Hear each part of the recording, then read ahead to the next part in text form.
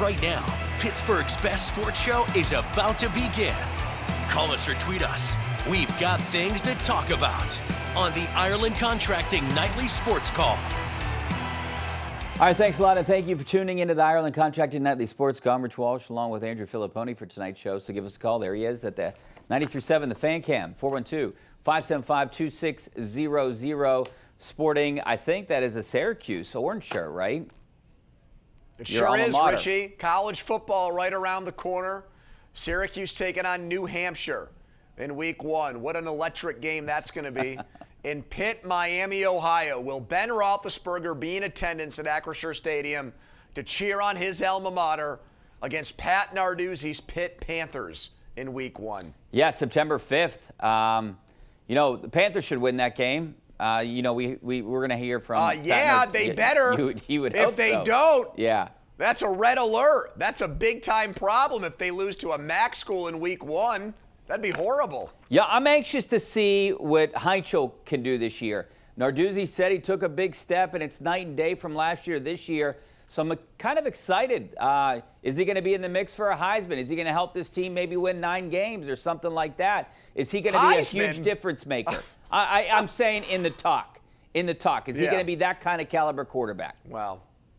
That'd be great. I mean, I've got a lot of respect for the kid. He's a really impressive, mature, but these guys need to be, because now they're making a lot of money to play college football. So they need to grow up faster in that regard.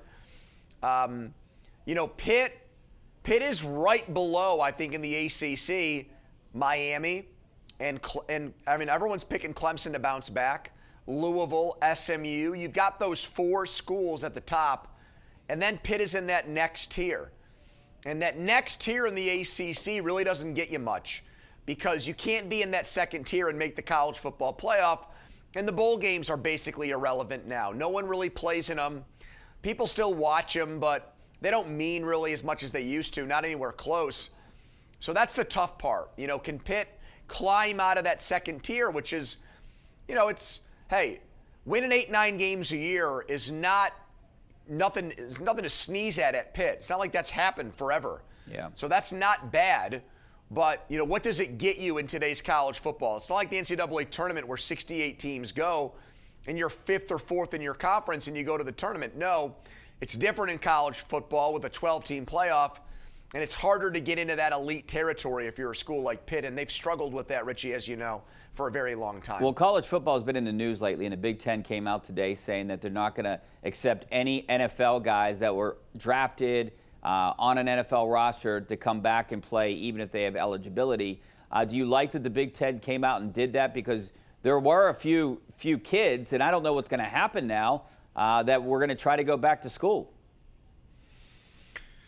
Yeah, I do like it in as far as, these conferences are taking matters into their own hands. All right, the NCAA is screwing this up. They've got no power. They've got no jurisdiction. They've got really no ability to enforce rules. So let's try to do it ourselves. And we'll see if this goes to court again. Maybe it will. The LSU already took the one kid back, the tight end, and we'll see what happens there. The Big Ten, like you said, decided we're not going to take any of these players. But it's just such a cesspool. It's been for a while, but it's only gotten worse.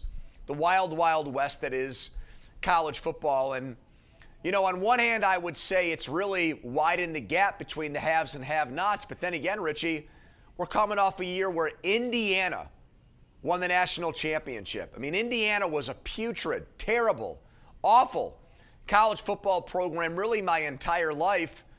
And now under Curt Cignetti, a great Pittsburgh guy, they've made the playoff in back-to-back years, won the title last year, and I wouldn't be surprised if they're a really good team again this season. Also under another great Pittsburgh guy, Mark Cuban is a big reason why I think they're in that spot. And spot. Mike Shanahan, the offensive coordinator, a Norwin kid who played at Pitt as a wide receiver.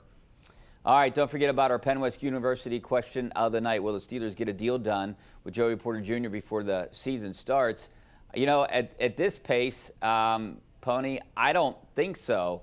I don't think they're going to trade him. I don't think trade's on the table, right? But I'm not 100% positive they'll get a deal done. I was 50-50. Remember when we talked probably a month ago? Yeah, I was 50-50. Yeah, I remember that.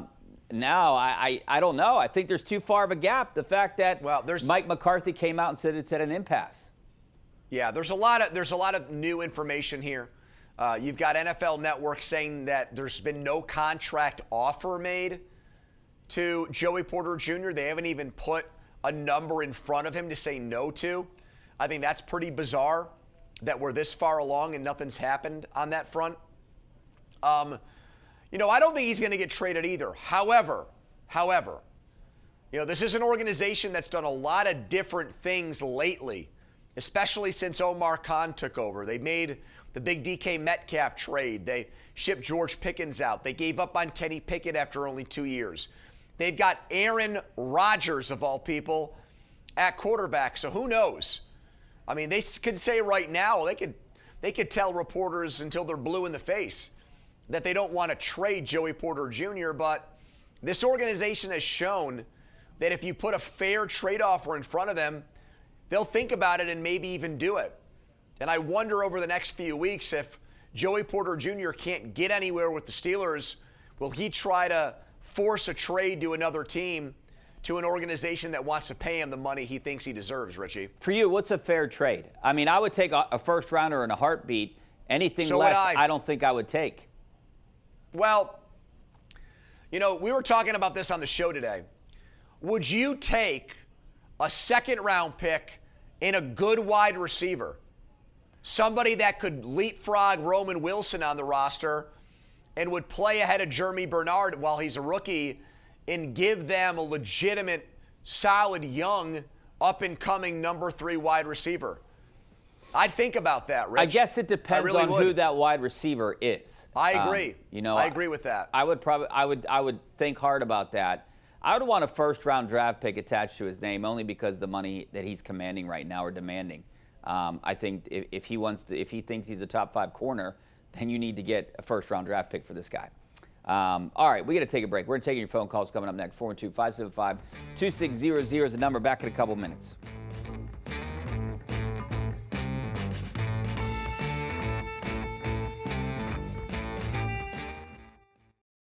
All right, welcome back to the Ireland Contracting Nightly Sports. Rich Walsh along with Andrew Fillipponi. This is our Xfinity tweet of the night.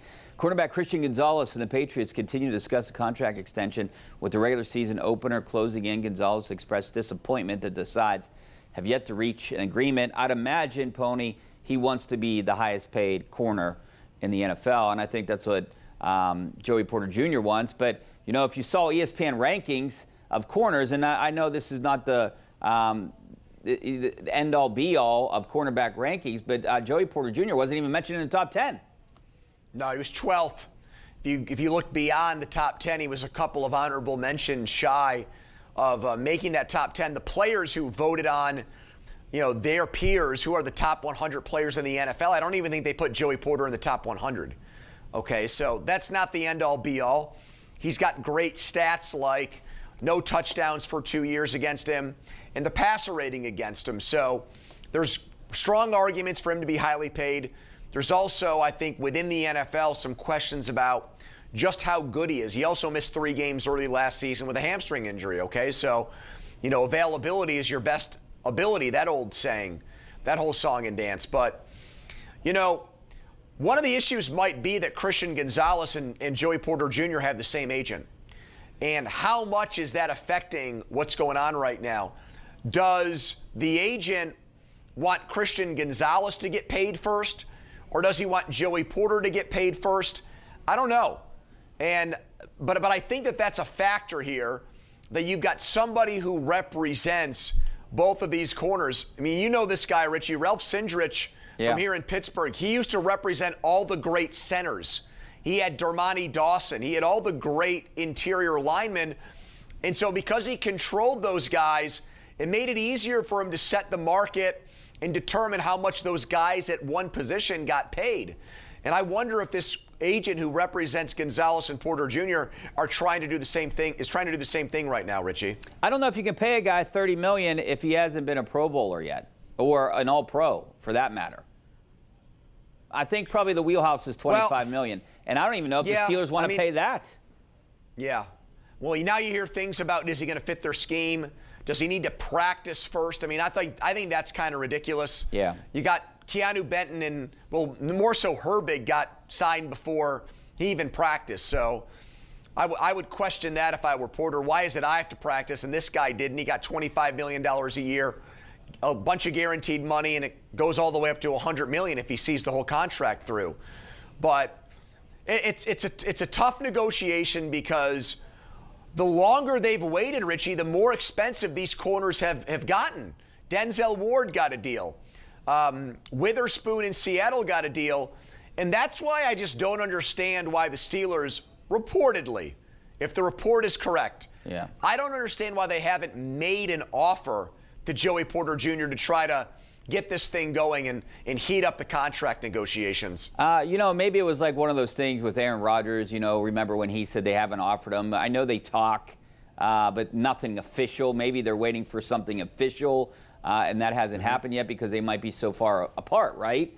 But it doesn't seem like it seems like a lot of people, that our viewers, they think they're going to trade him. I don't think a trade's happening. That's for sure. But what I want to ask you is, I don't think Porter has a leg to stand on. Unlike Le'Veon Bell, what he did back a few years ago, Porter can't sit out because the Steelers own his rights for at least a year. Right. So if he sits out, he'd have to come back next year. Yeah, Bell was not technically under contract because he needed to sign that franchise tag. Yes. So when he was not there, okay, he was not getting fined or anything because he didn't have a contract done. He didn't want to sign that number on that dotted line for 1 year. Porter is under contract for this season. And then from there, the Steelers have the franchise tag potentially for next year, which would right now pay him around $30 million. So that is their leverage. That is their advantage. What I wonder about, though, and this is what they have to be careful with, is you have the locker room dynamics here.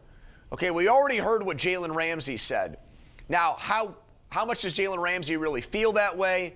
Or is he just trying to stick up for his guy and go to bat for him? We don't know. But, if there's a sense within that locker room that the Steelers are not treating Joey Porter Jr. fairly and they're not doing right by him, you question if that's going to trickle into the season. Even when Porter does show up, if he doesn't have a new deal and he's still on his old contract, what kind of employee is he going to be? How is he going to play? So we're dealing with people, not AI, not robots. These are things the Steelers have to be mindful of as far as how they handle these contract negotiations with Joey Porter Jr. You'd think that he'd want to prove it so he can make the money next year with some other team. Here's the problem. It's a new coaching staff, a new defense. He hasn't practiced with the team yet. I mean, if he gets off to a slow start, he might not be a number 12 cornerback in the NFL. Richie, he might be 30th. You make a great point. You make a great point. I think that's probably why, if I were him and I was his agent, I would say, you were great last year. You didn't give up a touchdown. Let's try to get the money before you play again for the reason you just stated. There are more variables involved here. He's got to learn a new defense. He's got to see how he fits in a new defense. I would want to have the peace of mind of the big contract before I went and played in this defense because of what you said. What if he takes a step back this year? Okay? Yeah. So if he's smart, in my opinion, this is my outside looking in perspective, I think he should probably aim to be like the 4th or 5th highest paid corner in the NFL. And if he can get that kind of guaranteed money from the Steelers, not $100 million, but more like 75 or 80, if I were him, I would take that deal right now, Rich. Yeah, I think I would too. There's no question about it. All right, Jace had a good tweet for us. Do you think it's unfair to both Drew Aller and Will Howard that they aren't playing with DK Metcalf and Michael Pittman Jr.? I don't think it's unfair. I do think it affects how we judge them, analyze them, and view their performance. Exactly. I'd like to see Drew Aller start this game against Buffalo. We heard Joe Brady, the new coach of the Bills, come out early this morning and say, I'm going to play some starters in this game. I'm not just going to completely kick the can down the road to week 1 against Houston. I'm going to play some of these guys. I'd like to get a better barometer and gauge on what Drew Aller is right now, and I think the best way to do that is by playing him against some of these starters. I don't need to see Mason Rudolph against those guys. I don't need to see Aaron Rodgers against those guys. We already saw Will Howard last week. I think the best course of action is to get Drew Aller into a game where he's out there with better football players this week. Yeah, I agree too. All right, let's go out to the phone lines. We got Dave out in Munhall. How you doing, Dave? Hey, how you doing, guys? Thanks for calling. Hey, I propose this. Go into the season with 4 quarterbacks and leave Joey Porter Jr. on the pup. And then wait for some quarterback to go down on one of these teams and dangle them as a package deal. Tell me what you think about that. You know, that's not a bad idea, Dave. I don't know how you if Joey Porter Jr. is on the pup, then that means he's injured. I don't know if a team would want him. And honestly, you know, we kind of live in a glass bubble here, Pony. These quarterbacks are good, but another team might not want them. Yeah, I don't know who's going to take Will Howard. Okay, so I agree. I think there's actually a way. I think there's a way to probably sneak him onto a practice squad if you want to keep somebody else on your active roster who has a better chance to help you win games or set yourself up to win on Sundays, in my opinion. And then as far as the other thing goes, I mean, we know Joey Porter Jr. is actually healthy. He's only on the PUP list because of this hold-in, and Mike McCarthy admitted that yesterday. So if he starts the season on the PUP list, that means he's going to miss, I think it's a minimum of 4 games. I don't want to do that, Rich. No. I don't want to, because I'm trying to trade a quarterback, I don't want to keep him out for a month when he's one of my best defensive players. So I'm not a huge fan of that plan either. Yeah. All right, we got to take a break. Back in a couple minutes.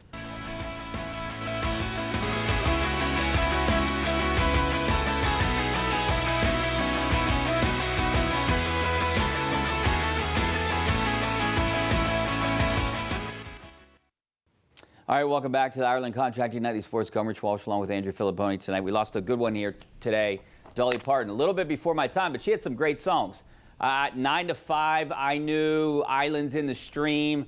I'm sure there's a few other ones. I know I'm sure you were a fan favorite of Dolly. Richie, I found a picture of her online today from the 70s in a Steelers hat, which I thought was so she was cool. A Cowboys fan. I thought she did a lot with Well, she came out. She came out in the full cheerleader's costume, or outfit, I should say. Costume's the wrong word. At the Thanksgiving game the other year, a couple years ago. She looked great in her late 70s. So you're right. R.I.P. Dolly Parton, an absolute legend. Yeah. Speaking of legends, Paul Skeens, he's having a tough year. I don't know. The Pirates are on 78 wins.